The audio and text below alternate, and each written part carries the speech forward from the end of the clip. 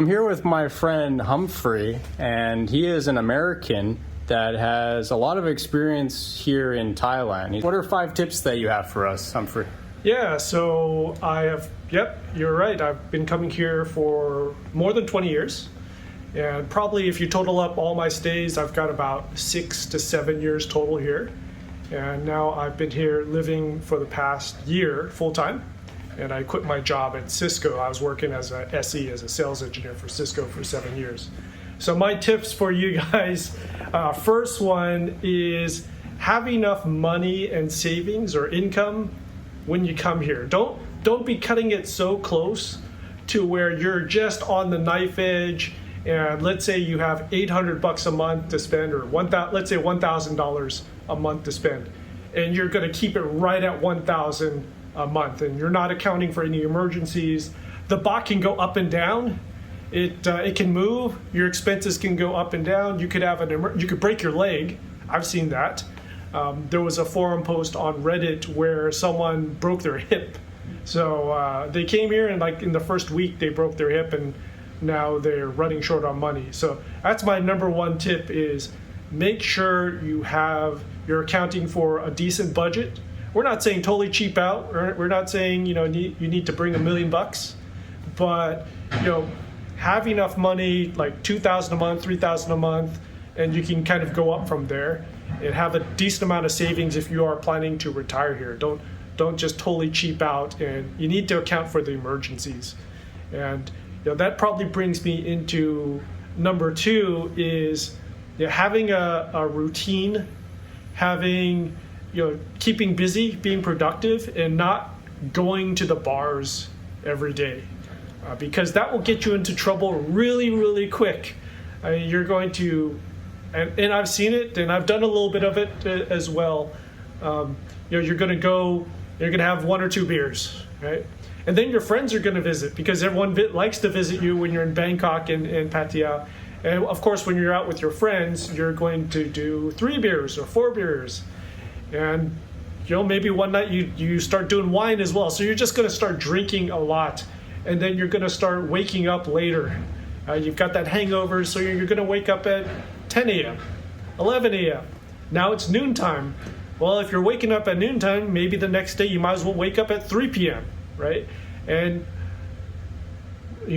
what's going to happen?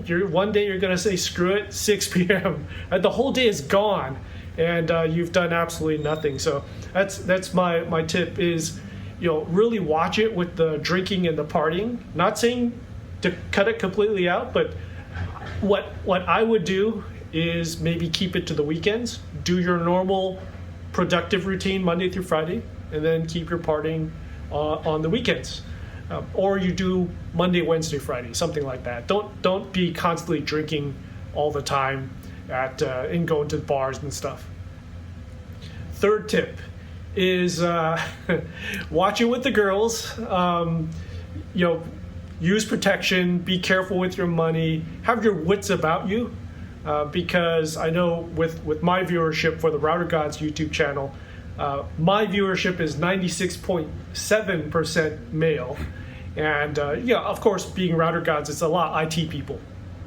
And IT people, especially if you've never visited Thailand before, and you've never visited an Asian country before, this is your first time into Asia, and so boom, you go absolutely nuts. You go level 10 right away, and you go to Bangkok or Pattaya, and it's something you're not used to. Like, you've never seen this before. This is completely alien. And beer prices are cheap, so you start drinking a lot. And maybe you don't smoke, but now you smoke because you've gone to 7-Eleven and you've bought a pack of cigarettes. Everyone else is smoking, so now you're smoking. And you're going to the bars, and you're meeting up with girls, and you open up Tinder. We were talking about this with Tinder, is that, hey, in the US, you're a nerdy IT guy. You don't get any Tinder hits, or maybe you get the wrong Tinder hits.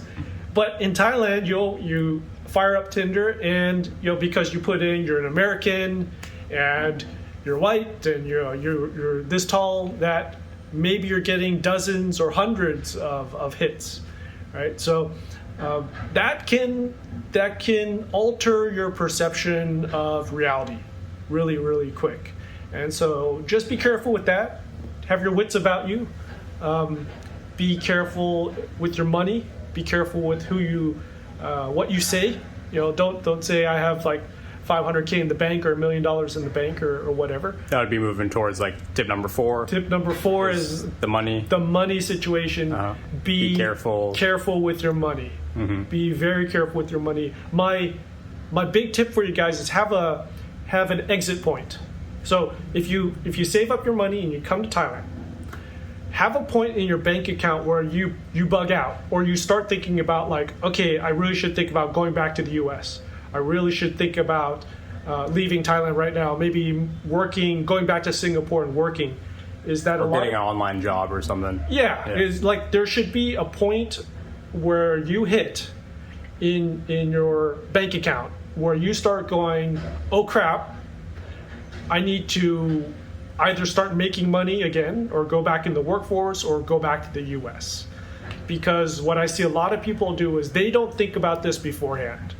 They come here and the bank account is dropping and dropping and dropping, and then it's too late. Like you may not have enough money to fly back. You may have to beg your relatives or put it on a credit card or something. Oh yeah, I mean, or heaven forbid you dig into your 401k, right? So just have some preset point. In my case, it's 100K. So if my bank account starts hitting 100K US, I'm okay. I should start looking. Right? I'm not too worried because you can make 100K last a decent amount, but have a breakout point where you maybe start thinking about going back to the US. And tip number 5. Staying with the girls theme, wearing protection is it's What about being careful about like the different tactics that certain girls might use, like possibly like for example the famous YouTuber who bought a house for his girlfriend, put everything in his girlfriend's name, and then they ended up breaking up, and he actually lost about $150,000 worth of houses and cars and motorcycles. And for some people that could be quite drastic. Yes. So be very careful in terms of buying houses, real estate for other people, especially if you're in a girlfriend/wife situation, because the laws are, I won't say it's like completely rigged against you, but they are heavily skewed for the Thais. So what I mean by that is if you enter in a contract to buy a house, let's say you want to buy a house. Well, you as a foreigner, you can't buy a house. You can't buy the land. Right? You could buy condos, but you can't buy a landed house. A Thai person can. Right? Well, that's what you wanted to say too, right? Is that if someone comes out here, they should rent instead of buying. Yes. At least for the first part. Yeah. So the rental part is, okay, if you've never been to Thailand before, don't just plunk down 300K for a condo right away. Because one, you don't know the condo situation around here. You don't know what the good condos are, what the bad condos are. You don't know the neighborhood. You could make the mistake of buying a condo in a neighborhood that totally sucks. Or, I'll give you a good example, Ashton Asok. I've been there. Yes. Yeah. Ashton Asok, it's next to Asok Terminal 21. It's a great condo. I love it. Great. I stayed there during quarantine, during COVID.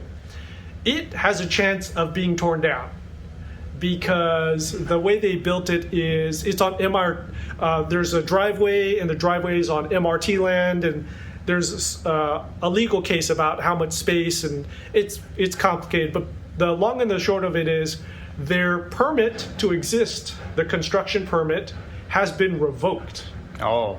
So you bought a condo, you sunk down, let's say 300K US for a condo at Ashton Asok, you didn't do your research, and then boom, this court case comes down, and they could bulldoze the place. Wow. Which totally sucks, and nothing you could really do. Now, what I personally think is people will be paid, and it won't come to that point. But that's the danger, is that you don't need to buy right away.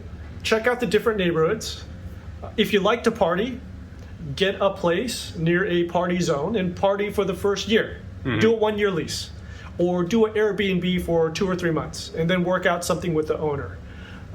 Rent prices are pretty cheap. I mean, we were talking about it, is if you don't need to be right in the center of town, if you're okay with being Urumsuk, Hoi Quang, Ekamai, then you can get places for 15,000 baht and below. So we're talking $500 US and lower, and sometimes less than 10,000 baht, like $300 or lower. So it can be very, very affordable. So you don't need to buy, because don't expect prices to increase. That's another thing with condos in Thailand and much of Asia. Asians don't like to buy used condos, generally. In the U.S. we buy houses. Like, we'll buy a pre-owned house. It's completely fine, right? The house prices go up.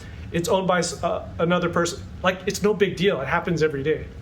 Asians buy new, generally. They want to buy a new shiny condo.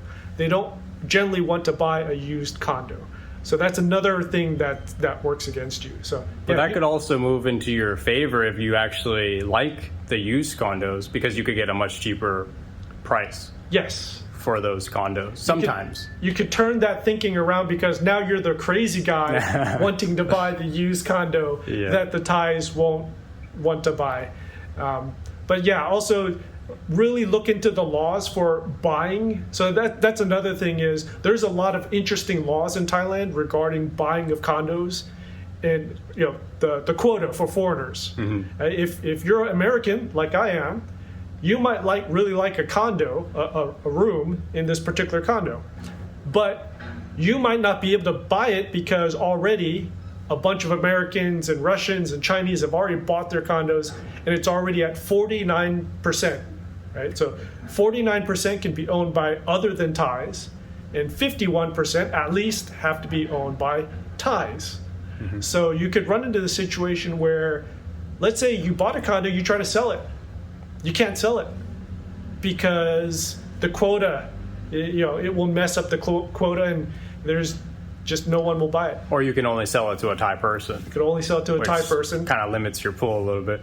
Who doesn't want to buy a used condo, right? Yeah. So if those are all really good tips, and thank you so much, Humphrey. Yeah, not a problem. For sharing those tips, and you can also let us know your thoughts too in the comments below, and we'll see you in the next video. Don't forget to like and subscribe. Bye bye.